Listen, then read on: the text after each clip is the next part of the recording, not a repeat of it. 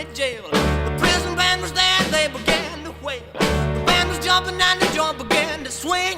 You should have heard this knocked out jailbird sing. Good morning, people of Maddox in the morning.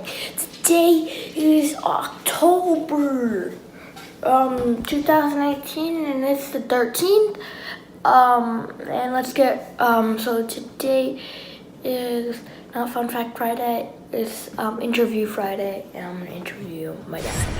So in Chicago it's gonna be cloudy with a high of 45 degrees and a low of 36 degrees. In Illinois it's gonna have clear skies with some rain from 11 a.m. to 4 p.m. with more rain from 8 p.m. to 9 p.m. and it's gonna have a high of 45 degrees and a low of 34 degrees. In New York, it's gonna have showers from 6 a.m. to 7 a.m. and then it's gonna clear up and begin to have sunny skies. It's gonna have a high 64 degrees and a low 50 degrees, sorry. In New York, it's gonna have showers from 7 a.m. to 6 a.m. to 7 a.m. and then it's gonna clear up. It's gonna clear up to clear skies with a high 62 degrees and a low 46 degrees. I'll be right back. In clear Cali, it's gonna be clear once again with the high 58 degrees and a low of 52 degrees. In Michigan, it's gonna be cloudy with the high of 44 degrees and a low of 31 degrees. I'll be right back with that interview. Hello, everybody. So what's your name, sir? My name is Miguel Edwards. Okay, what do you work for? I work for the Kemper Insurance Company. Okay, so it's my understanding that insurance is mainly men in that industry. Mm-hmm. Why is that so?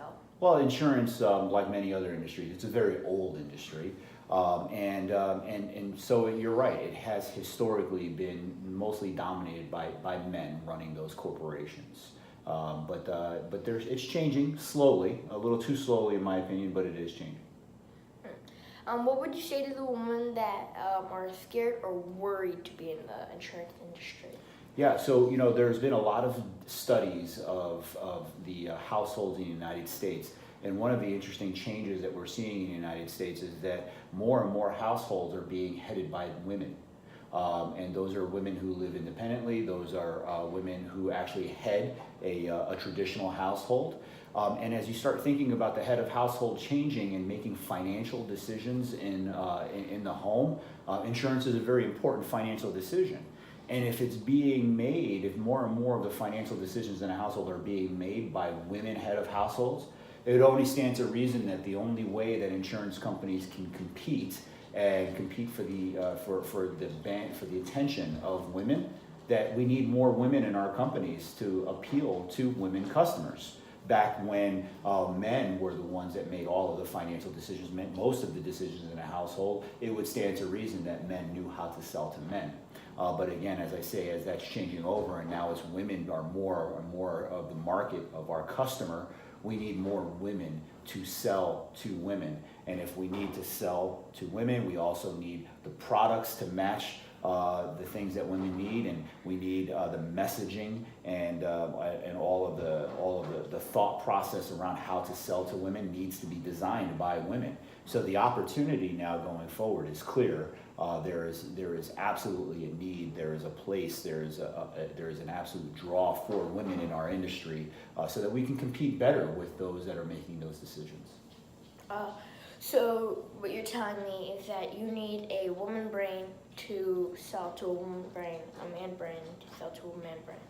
I don't know that I would necessarily put it in those exclusive buckets, but what I would also tell you is that many companies have done studies that show that whenever you have diversity of thought, which means very different perspectives and views, that companies do better.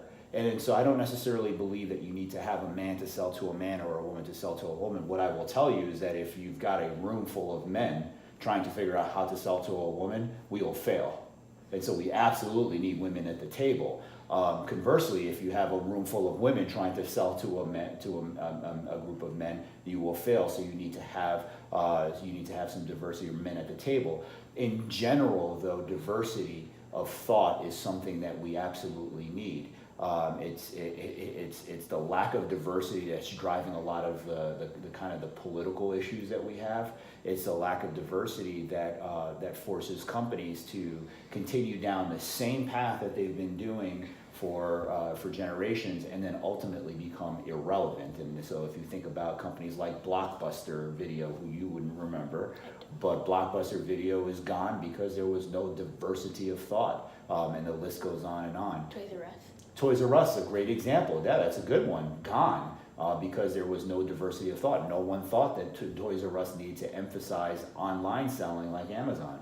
And so, again, anything that we can do to create more diversity in conference rooms where important decisions are being made, namely having more women in the room, having more minorities in the room, it only stands to reason that as you bring more people thinking about interesting problems to solve, that you'll solve them in more and more interesting, innovative, and differentiated ways. Okay. That's all the time we have today. There you have it, the interview with my father. Any questions, comments, concerns, comment down below. So good morning in case I don't see you, good afternoon, and good night.